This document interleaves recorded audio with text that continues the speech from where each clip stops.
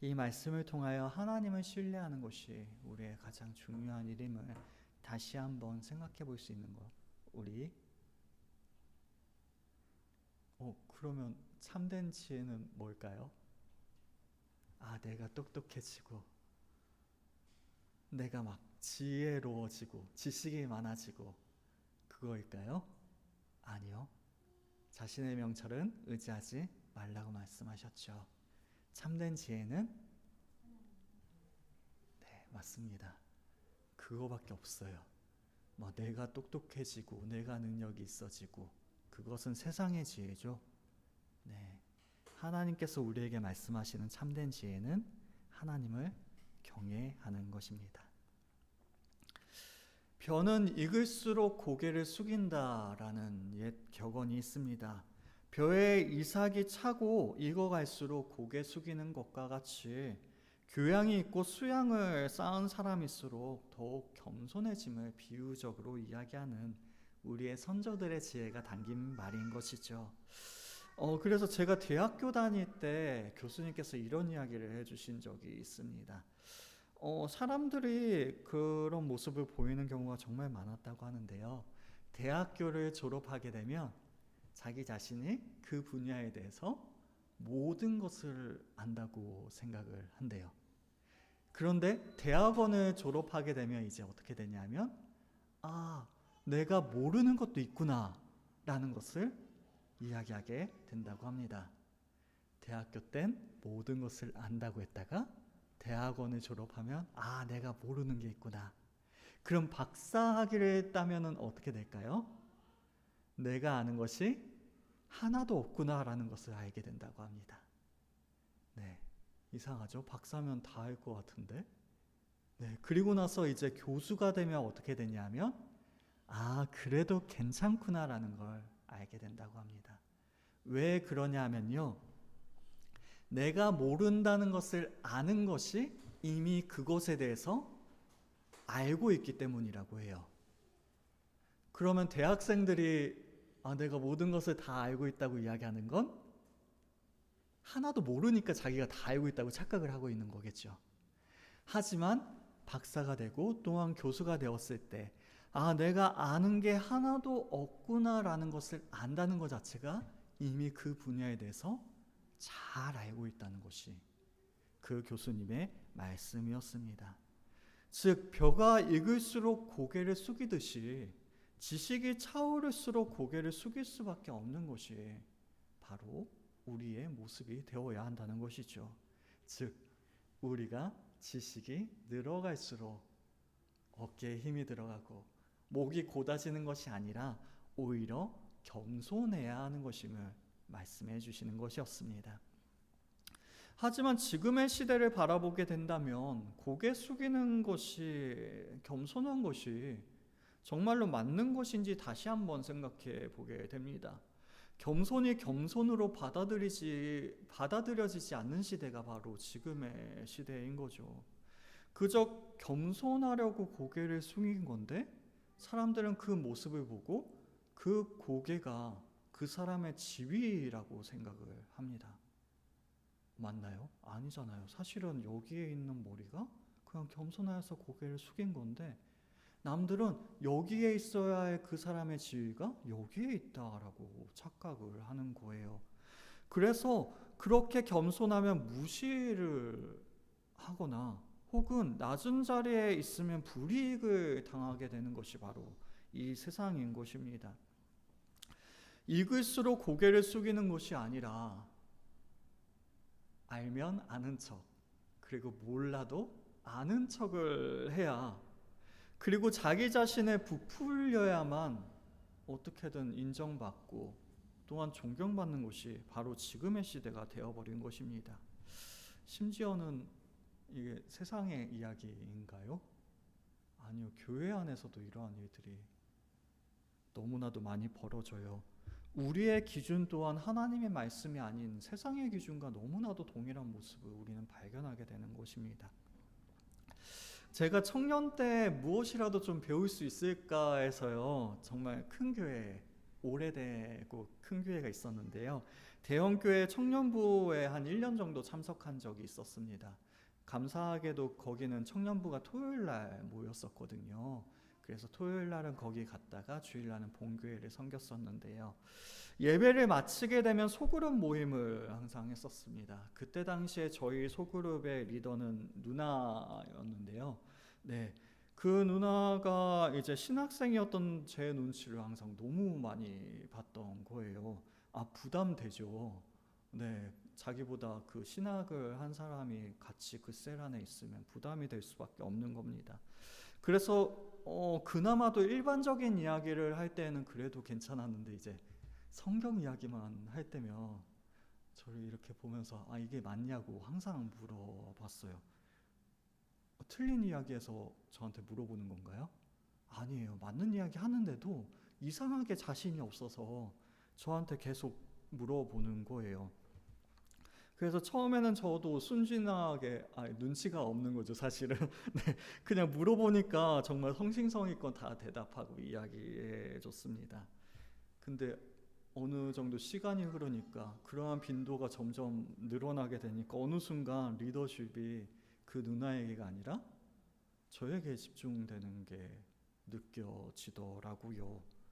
그리고 나서는 어떻게 되냐면 그 소그룹이 무너져 가는 게 네, 느껴졌습니다. 그 누나도 그 열심을 낼 수가 없었고 또한 그 소그룹 부원들도 네, 누구의 말을 들어야 할지 계속 헷갈려하는 상황이 되어져 버린 것이죠. 공동체를 파괴하기 가장 좋은 방법이 있다면 이런 방법인 것 같아요. 리더십을 흔들어 놓는 것 말이죠. 정말 간단하고 쉽습니다. 네, 교회를 무너뜨리고 해방 놓고 싶다면 목사용을 보시면 됩니다. 네, 그리고 구역을 무너뜨리고 싶다면 구역장의 말을 무시하면 됩니다. 성가대도 마찬가지고요. 각 부서도 마찬가지입니다. 그렇게까지 할 마음은 아닌데. 네, 그쵸? 혹여라도 공동체를 무너뜨릴 마음이 없으신데도 혹시라도 그러한 리더십에 대해서 이런 불평들을 하고 계신다면 난 그런 마음이 아니었는데 라고 이야기하고 싶으시다면 방법을 바꾸시면 돼요.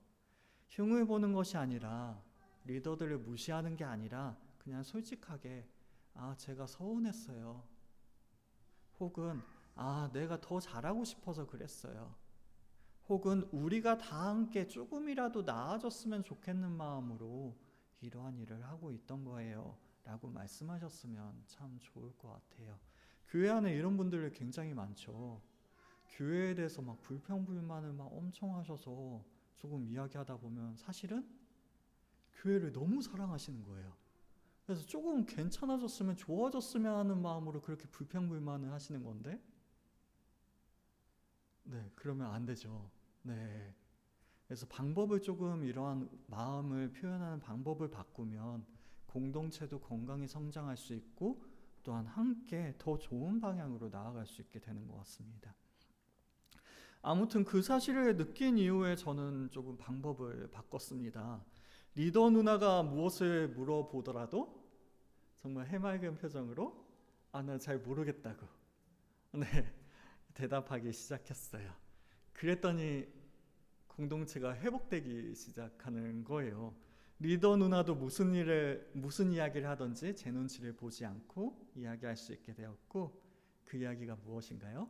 자신 있게 하나님의 말씀을 전할 수 있게 되었고 결국에는 연말까지 그 공동체가 잘 이어갈 수 있게 되었습니다. 큰 거 배웠죠. 네, 그래서 저는 이 원리를 저의 전도사 시절의 사역에 적용해 보았어요. 권사님들, 집사님들과 함께하는 제자 교육에서 저는 솔직하게 이야기했습니다. 제가 모르는 것이 있다면 억지로 대답하지 않겠습니다. 오히려 잘 공부해서 한 주 있다가 다음 주에 제가 말씀드릴게요 라고 이야기를 드렸어요. 제가 사역자인데 대답을 못해서 이런 이야기를 했을까요? 아니죠. 네, 무슨 이야기든지 빙빙 돌리고 길게 이야기하면 전혀 상관없는 이야기도 상관 있는 일들로 이야기할 수 있습니다. 하지만 그게 하나님의 말씀은 아니잖아요. 네, 그래서 제가 아는 이야기들로 그 대답들을 충분히 할 수 있겠지만 그럼에도 불구하고 하나님의 말씀으로 잘 성장하기를 원하는 그러한 소망이 더 컸기 때문에 이렇게 제가 잘 모르는 것들이 있고 그리고 그러한 것들이 있다면 나중에 말씀드리겠다라고 이야기했던 것이에요. 그렇죠. 제가 하나님의 말씀을 알면 얼마나 알겠습니까?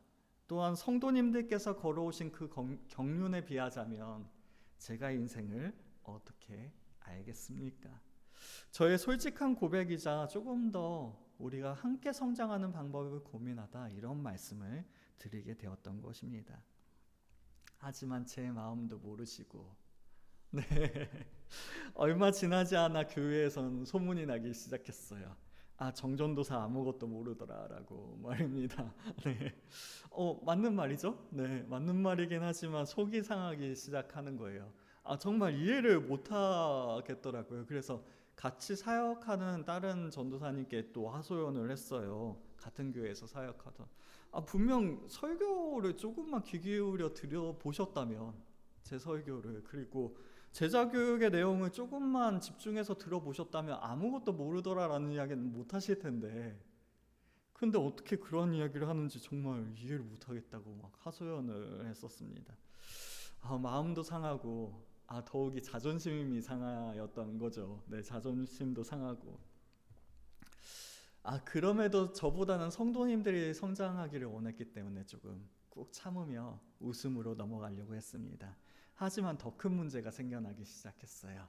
그것은 제자교육 시간에도 제가 어떠한 말씀을 드리면 그 성도님께서 가로막으시고 전도사님 뭘 모르셔서 그러는데 그게 아니라 이거예요 라고 이야기하기 시작하셨어요. 제가 전하는 말씀이 하나님의 말씀이 아니라 이제 아무것도 모르는 정전도사의 말이 되어버린 거죠. 저의 어설프니 겸손이 하나님의 말씀이 전해지는데 방해가 된다라는 사실을 그때 알게 되었습니다. 자신을 낮추는 사람을 정말 낮은 사람으로 바라보는 것이 현실이라는 것을 그 커다란 벽을 마주하게 되었던 거예요. 그래서 선배 목사님들께서도 저한테 그런 조언을 굉장히 많이 해주셨어요. 너무 고개 굽히지 말라고. 그게 교만해라라는 이야기가 아니라 혹여라도 그러한 태도가 하나님의 말씀을 가로막을 수 있다라고 주의를 주신 거겠죠. 그래서 제가 성도님들 보면 항상 이렇게 인사를 하니까 그렇게 인사하지 말라고. 근데 가는 교회마다 다 그러셨는데 저는 어떻게 했을까요? 전 말 뒤지게 안 듣죠. 그래서 어떻게 해요? 하나님께서 사랑하시는 분들인데 네, 저도 존중해야 되는 게 맞잖아요. 네, 그 현실에 부딪히면서도 또 막 이러한 저러한 고민을 하면서도 해야 될 일을 해야 되는 게 저의 생각이었습니다. 물론 이 이야기를 들으시면서 눈치채셨겠지만 제가 겸손한가요? 아니죠. 네. 겸손한 게 아니라 겸손한 척만 하고 있었던 거죠.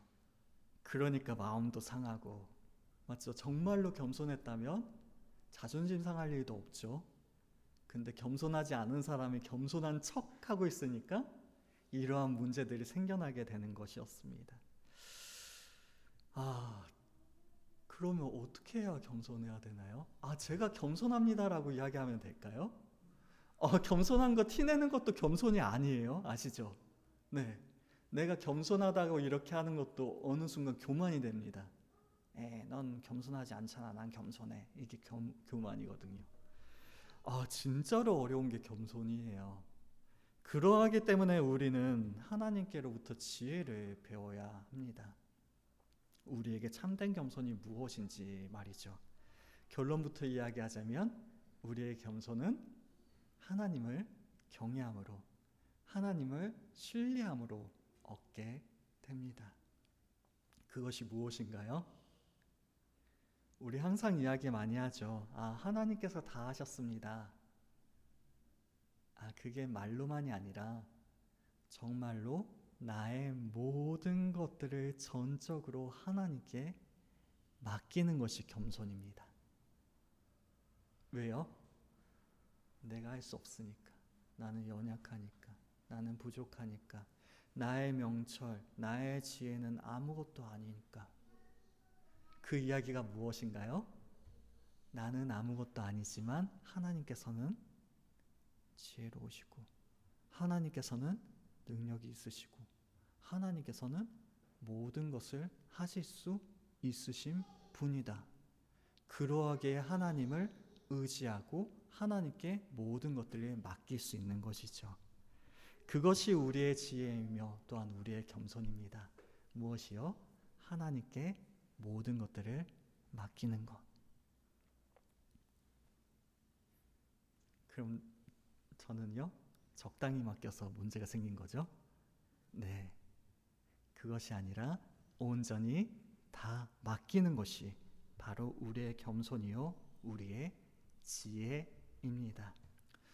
오늘 본문의 말씀은 솔로몬이 지혜의 근원에 대하여 권면하는 내용 중에 하나입니다.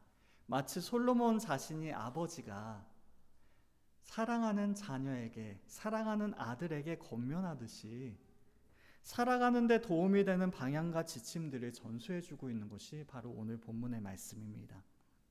아마도 솔로몬 또한 자신의 아버지였던 다윗에게 이러한 이야기들을 들으며 또한 이러한 내용을 전수받아서 그 내용을 또한 전해주는 것이겠지요.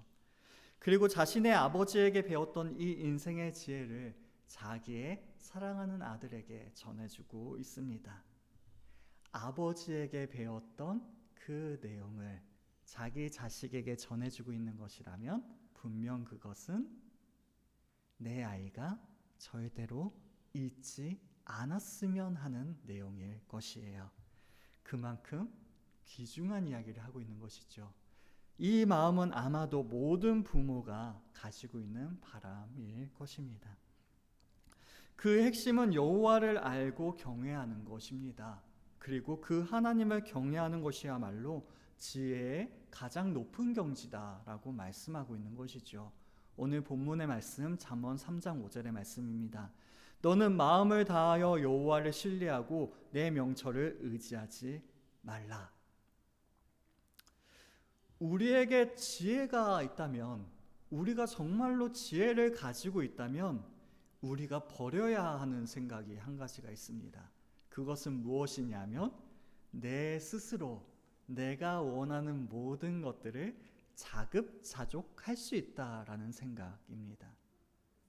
우리는 우리에게서 스스로의 힘으로 우리가 살아갈 수 있는 힘을 얻을 수 있는 존재들이 아니라는 사실을 우리는 인정하고 고백해야 하는 것이죠. 우리 스스로에게서는 선한 것이 나올 수가 없습니다. 그러하게 우리 혼자서 또한 내 힘으로 내 스스로 살아갈 수 있다고 생각하는 것들은 깨뜨려야 하는 환상일 뿐입니다. 따라서 우리들은 하나님을 전적으로 의지해야 하는 것이죠. 5절의 말씀에는 우리들이 굳게 믿어야 할 대상과 의지하지 않아야 할 대상이 드러나고 있습니다. 여호와를 신뢰하라 라는 말씀과 내 명철을 의지하지 말라라는 말씀이 서로 대조를 이루고 있는 것이죠. 하나님은 신뢰하고 내 명철은 의지하지 말라라고 말씀하고 있는 것입니다. 여기에서 쓰인 신뢰하다라는 그 단어는요, 어떤 대상을 완전히 신뢰함으로 자기의 몸을 완전히 상대에게 기댄다라는 의미를 지니고 있습니다. 즉 본문은 하나님께 자신의 모든 삶을 완전히 맡겨버림을 이야기하고 있는 것이죠. 우리가 누군가에게 기댈 수 있다는 것은 그 사람이 믿을 만한 사람이기 때문에, 또한 그 사람을 의지할 수 있는 사람이기 때문에 우리는 기댈 수 있게 되는 것이죠. 마찬가지입니다. 하나님을 신뢰하기에, 하나님을 믿기에 우리의 모든 것들을 맡길 수 있다라고 고백하는 것이 바로 하나님을 신뢰하는 일인 것입니다. 반면에 내 명철을 의지하지 말라에서 의지하다라는 이 단어는 기대어 머물다라는 뜻을 지니고 있습니다. 이는 하나님은 충분히 신뢰할 만하여 우리의 몸을 의탁할 수 있는, 기댈 수 있는 존재이시지만 반면 사람은 또한 우리의 명철은 기대어 머물 수 있는 존재가 아니다라고 말씀하고 있는 것이죠. 이것을 두 가지를 비교하고 있다는 사실은 이것이 너무나도 확실하고 너무나도 명확한 이야기임을 우리에게 전해주고 있는 것입니다. 하나님은 의지하고 내 명철은 의지하지 않아야 하는 것이죠. 그렇다면 하나님만 의지하면 우리는 아무것도 안 해도 괜찮은가요? 그렇진 않습니다. 인생에 대한 우리의 노력과 계획이 완전히 배제되어야 함을 말씀하고 있는 것이 아닙니다. 우리는 마땅히 우리의 앞날에 대해서 깊이 숙고해야 하며 또한 계획한 바를 이루기 위해서 열심과 정성을 다하여야 합니다. 그럼 세상이랑 똑같네요? 네, 맞아요. 겉으로 보여지기엔 그럴 수 있어요. 하지만 차이가 있습니다. 그것은 바로 우리의 시작점이에요. 우리는 하나님을 의지함으로 그 일들을 해 나아가는 것입니다. 명철은 처한 상황에 대해 이해력과 판단력을 가지는 것을 의미합니다. 하나님을 의지하지 아니하는 사람들은 자신의 명철, 즉 사람의 지식과 경험만으로 모든 일을 계획합니다. 하지만 하나님을 의지하지 않고 세우는 그 모든 계획들은 허무한 일들이 되어버리거나 사람으로 하여금 교만에 이르게 하는 것이 자기 자신의 명철을 쫓는 일인 것이죠. 그리하여 마치 동물이 덫에 걸리듯이 이 교만이 덫이 되어 그 사람을 파멸에 이르도록 만듭니다. 그리하여 잠언 16장 18절에는 교만은 패망의 선봉이요 거만한 마음은 넘어짐의 앞잡이라고 말씀하고 있는 것이죠. 자신의 명철대로 우리의 인생을 설계하게 된다면 그 끝은 궁극적으로 패망에 이를 수밖에 없다라는 것이 하나님의 말씀인 것입니다. 반대로 하나님을 의지하는 사람들은 어떠한 일을 하든지 자신의 생각과 논리대로 결정하지 않습니다. 하나님을 의지하기에 언제나 하나님의 뜻을 구합니다. 어떻게 해요? 기도함으로, 하나님께 간구함으로. 그래서 어떻게 보면 이 말씀은요, 하나님께 꾸준히 기도하는 것을 전제하고 있는 것처럼 여길 수 있습니다. 하나님을 신뢰하기에 꾸준히 기도하는 것, 나의 명철을 의지할 수 없기에 하나님께 간구하는 것, 그것이 바로 우리의 모습인 것입니다. 그렇습니다. 하나님을 신뢰하는 것, 하나님께 자신의 모든 삶을 완전히 맡겨버리는 것은 생각보다 어려운 일이 아니에요. 그저 어떠한 일을 행하기 전에 먼저 기도하는 것, 나의 계획을 실행하기 전에 먼저 기도하는 것, 나의 판단이 앞서 나가기 전에 하나님께 뜻을 구하며 나의 생각이 결정하기 전에 하나님의 계획을 엿듣고 나의 명철이 지배하기 전에 하나님의 지혜가 충만하기를 간구하는 것이 바로 하나님께 우리의 모든 것들을 맡기는 일입니다. 우리의 삶 속에서도 이러한 것들을 경험하지 않았습니까? 우리의 기도를 하나님 아버지 앞에 맡겨드렸을 때 하나님께서 우리를 돌보아 주심을 말이죠.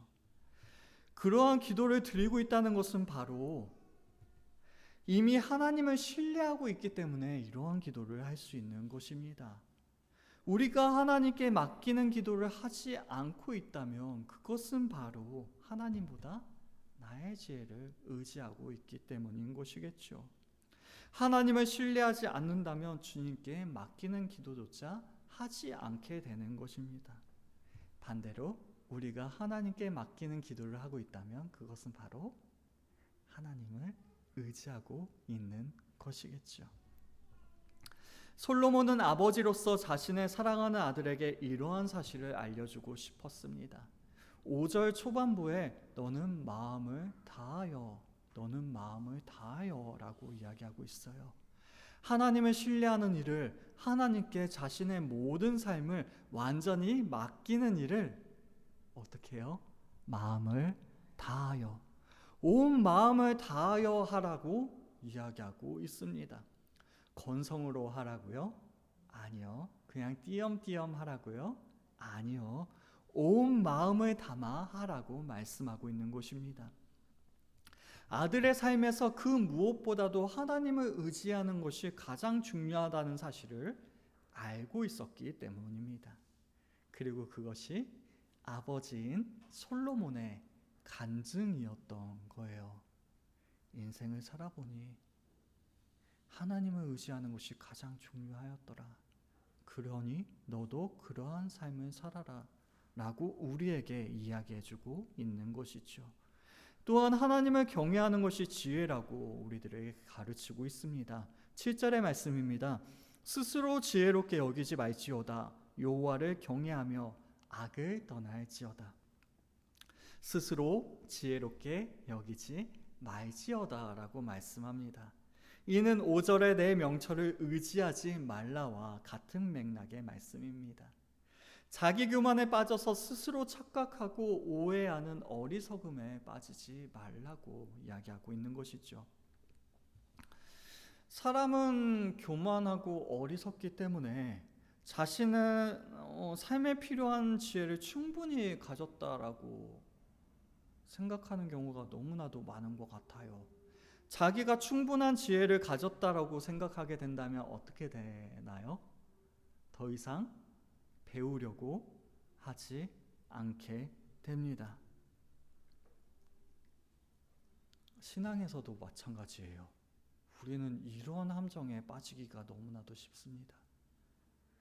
자기 스스로가 하나님의 말씀을 잘 알고 있다고 생각하게 되면요, 더 이상 하나님의 말씀을 배우기를 힘쓰지 않습니다. 그렇게 되면 어떻게 돼요? 점점 신앙에서 멀어지게 돼요. 그러면 우리는 언제까지 배워야 합니까? 하나님 아버지 앞에 설 때까지 우리는 하나님을 배워야 해요. 언제까지요? 네, 쉽게 말해서 죽을 때까지 배워야 합니다.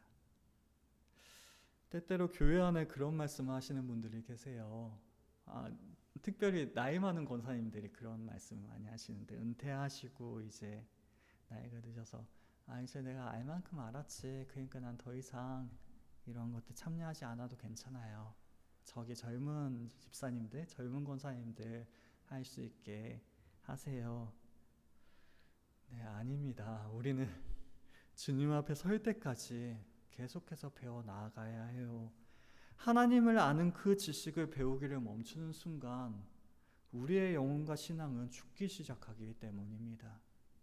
즉, 우리는 죽을 때까지 스스로가 지혜롭다라고 이야기할 수 없습니다. 죽으면 좀 괜찮아질 것 같아요. 네. 천국에 가면 성경 공부를 안 해도 괜찮겠죠?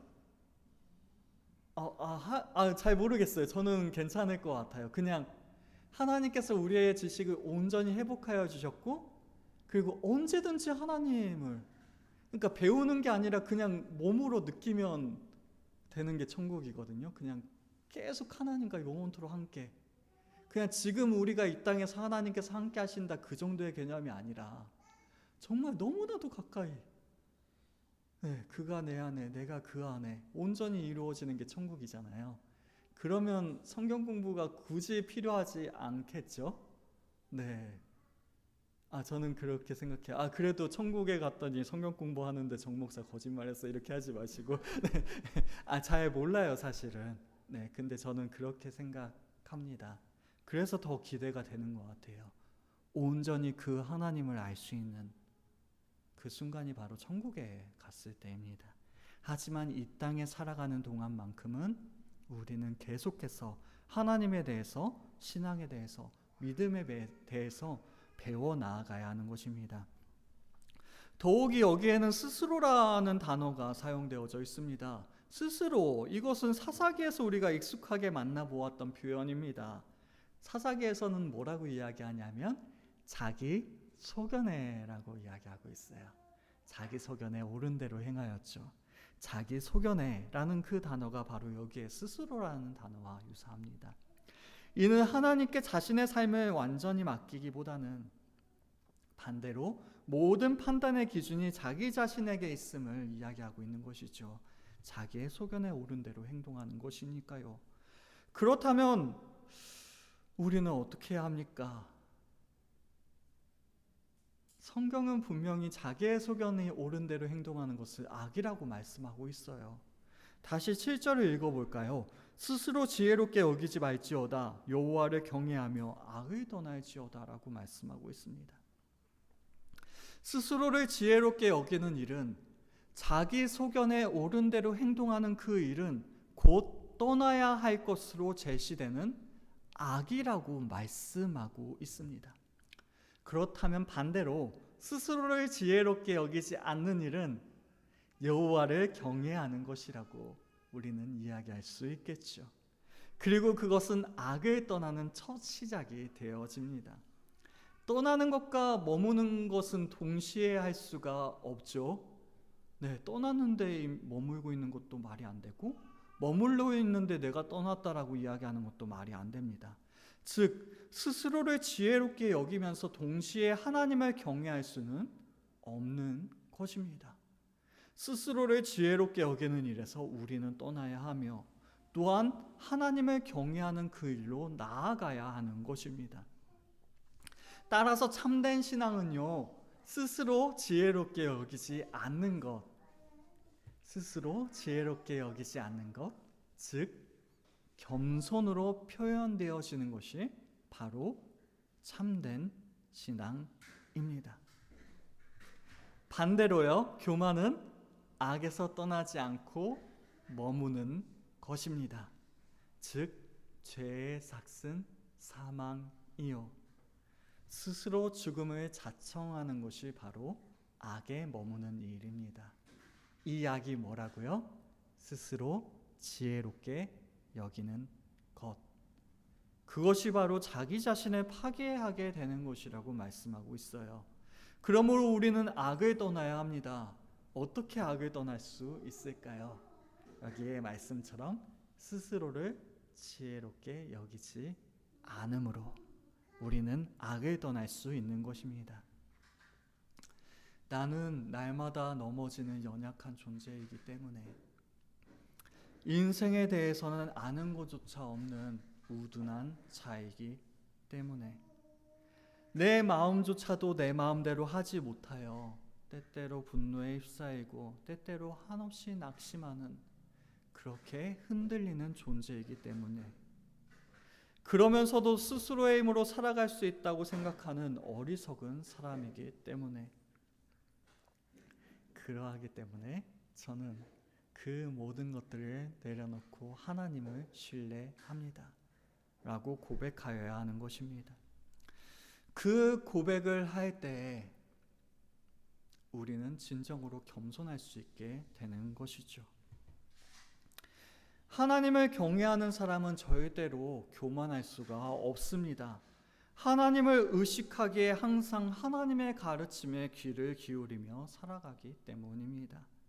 하나님을 신뢰하기에 우리의 모든 삶을 맡기며 기도하기 때문입니다. 하나님을 신뢰함으로 우리의 모든 것을 맡기는 것, 그것이 우리의 겸손인 것입니다. 그래서 때때로 겸손은 우리를 아프게 하기도 합니다. 나의 연약함을, 나의 부족함을, 나의 지혜 없음을 고백해야 하기 때문입니다. 앞에서 말씀드렸던 것처럼 다른 사람들이 무시하거나 낮추어 볼 만한 치부를 드러내야 할 때도 있어요. 겸손은 그렇게 때때로 무겁고 때때로 우리를 아프게 하기도 합니다. 그렇게 생각해 보니까 겸손이 좋은 건가요? 나쁜 건가요? 별로 좋지 않은 것 같아요. 왜 좋지 않나요? 우리가 죄인이기 때문에. 그럼에도 불구하고 하나님께서는 겸손이 도리어 약이 된다고 우리에게 말씀하여 주십니다. 8절의 말씀입니다. 이것이 내 몸의 양약이 되어 내 골수를 윤택하게 하리라. 여기서 양약, 즉 좋은 약은 치료하다라는 의미의 라파에서 유래한 단어입니다. 라파 들어보셨나요? 여호와 라파, 치료하시는 하나님. 네, 아파가 아니라 라파예요. 라파? 네. 잘했어요. 네. 여호와 라파. 이는 출애굽 당시에 물이 써서 마시지 못했던 이스라엘 백성들을 위하여 물을 달게 하신 마라의 쓴물 사건 알고 계시죠? 그때 쓰여진 단어가 라파라는 단어입니다.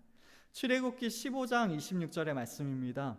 이르시되 너희가 너희 하나님 나 여호와의 말을 들어 순종하고 내가 보기에 의를 행하며 내 계명에 귀를 기울이며 내 모든 규례를 지키면 내가 애굽 사람에게 내린 모든 질병 중 하나도 너희에게 내리지 아니하리니 나는 너희를 치료하는 여호와임이라. 나는 너희를 치료하는 여호와임이라. 이게 여호와 라파예요. 교만한 마음을 버리고 악에서 떠난 사람은, 그리고 겸손히 하나님을 경외하는 사람들은 상하고 찢겨진 상태에 있을지라도, 비록 그 일로 아픔을 겪게 될지라도 우리의 영뿐만 아니라 심지어 우리의 육까지도 치료를 받아 건강함을 회복하게 될 것이라고 주님께서 약속하여 주시는 것입니다. 뿐만 아닙니다. 우리를 치료하시는 하나님께서는 우리의 깊은 곳까지도 회복시키십니다. 8절 하반절에 내 골수를 윤택하게 하리라 라고 말씀하고 있죠. 여기에서 쓰인 골수라는 단어의 원어를 살펴보면요, 뼈라는 의미를 지니고 있습니다. 우리의 몸을 형성하고 있는 모든 뼈들까지도 윤택하게 되는 축복을 하나님께서 허락하여 주신다는 말씀입니다. 우리는 에스겔에서 뼈들을 보게 되죠. 마른 뼈가 살아나는, 그 기적을 우리는 보게 됩니다. 그 환상을요. 마른 뼈라는 게 무엇인가요? 이미 죽은 지가 오래돼서 그냥 뼈도 아니고 뼈가 말라버릴 정도로. 그 이야기가 무엇이냐 하면요, 너무나도 오랜 시간이 지나서 백골이 되어져 버린 그 상태, 즉 다시 살아날 수 있는 소망이 없는, 가능성이 없는, 절대로 살아나지 못할 것만 같은 그 상태가 바로 마른 뼈, 말라있는 그 상태입니다.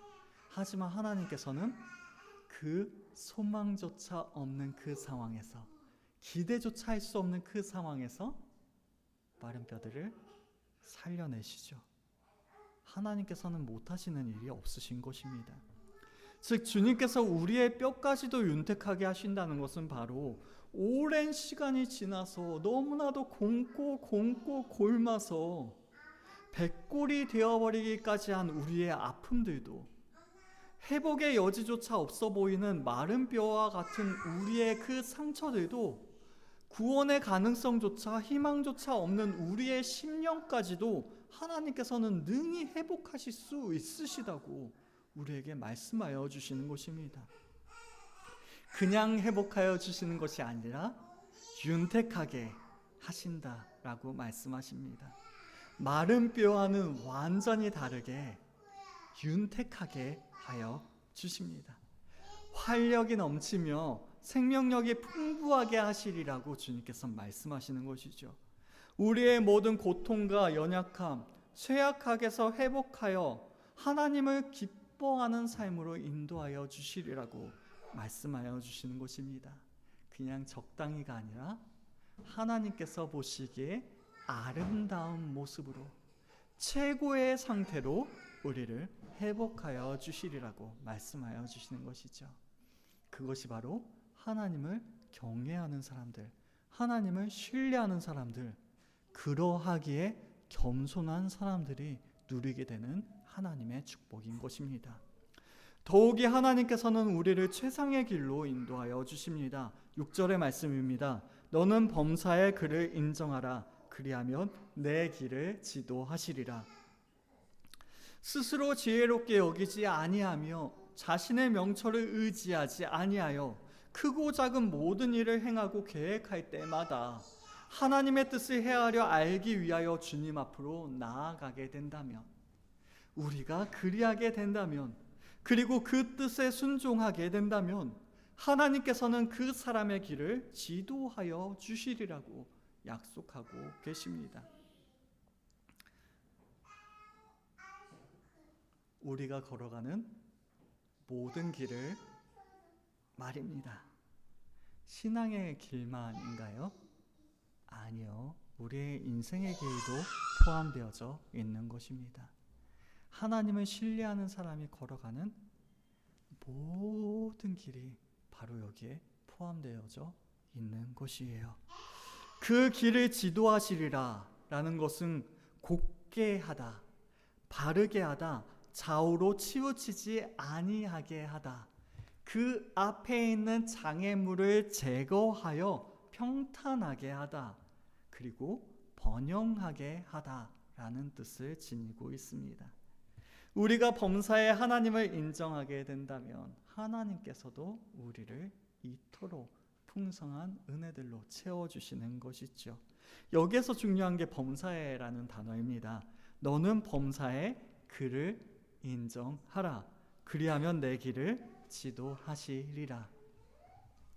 우리가 범사에 하나님을 인정하게 된다면요, 하나님께서도 범사에 우리의 길을 지도하여 주십니다.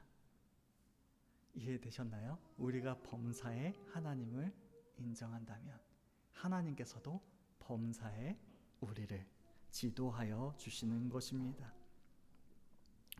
하나님의 뜻을 알고 그 뜻에, 비록 우리는 연약하기 때문에 항상 실패하고 넘어지지만 그럼에도 불구하고 그 뜻에 순종하고자 발버둥치는 삶을 살아가게 된다면 하나님께서도 범사에 친히 우리의 길을 지도하여 주시는 것입니다. 바로 그러한 것이 하나님의 약속입니다. 그러므로 참된 지혜는 하나님을 경외하는 것이라고 이야기할 수 있겠죠. 하나님을 신뢰하는 것. 우리가 겸손한 것도, 겸손해야 한 것도 벼가 익을수록 고개를 숙이는 것처럼 하나님을 아는 지식이 우리의 삶을 가득 채우기 때문에, 또한 하나님을 신뢰하는 우리의 마음이 너무나도 무르익어 가기 때문에, 또한 하나님을 의지하는 우리의 결단이 날마다 커져가기 때문에 우리는 겸손할 수밖에 없는 것입니다. 그 경험들은 우리를 하나님 앞에 겸손한 자들로 이끌어가는 것이죠. 세상은 없어도 있는 척을 해야 합니다. 무시당하지 않게 하기 위하여 스스로를 크게 보이도록 만드는 일에 힘써야만 합니다. 다른 이들에게 지지 않기 위하여 내 목소리를 크게 내는 일에 더욱더 힘써야 합니다. 그리고 그것을 지혜라고 이야기합니다. 하지만 참된 지혜는 그렇지 않습니다. 하나님을 신뢰하기에 우리의 모든 일들을 우리 자신의 판단에 맡기지 않습니다. 하나님을 의지하기에 우리의 모든 순간들을 우리 자신의 명철로 바라보지 않습니다. 하나님을 경외하기에 우리의 연약함마저도 고백하며 우리를 회복시키시고 우리의 길을 지도하여 주실 것을 하나님 앞에 간구합니다. 스스로 지혜롭게 여기지 않기에 하나님께 우리 자신의 모든 삶을 완전히 맡깁니다. 그것이 바로 우리의 지혜예요. 나 자신을 의지할 수 없기에 하나님만을 의지하는 것, 그 하나님께 완전히 맡기는 것, 그것이 바로 우리의 지혜입니다. 바라고 원하는 것은 우리에게 이러한 지혜가 있기를 원합니다. 하나님을 신뢰하는 지혜가, 하나님을 인정하는 지혜가, 하나님을 경외하는 지혜가 우리에게 있기를 원합니다. 그러한 지혜를 소유할 때 하나님께서는 우리들에게 놀라운 일들을 허락하여 주시겠지요. 하나님께서 우리의 길을 지도하여 주신다면 우리에겐 두려울 것이 없을 줄로 믿습니다. 우리에겐 염려할 것이 없을 줄로 믿습니다. 오직 그 하나님께서 나와 함께하여 주실 것을 바라고 소망하고 붙잡음으로 살아가는 인생을 살게 될 줄로 믿어요. 바로 그러한 삶을 살아가는 우리 모두가 될 수 있길 원합니다. 알고 계시죠? 나이가 들수록 지혜로워져 갑니다. 그 이야기가 무엇인가요? 내가 요즘 젊은 것들보다는 아는 게 많아, 이러한 이야기인가요? 아니죠.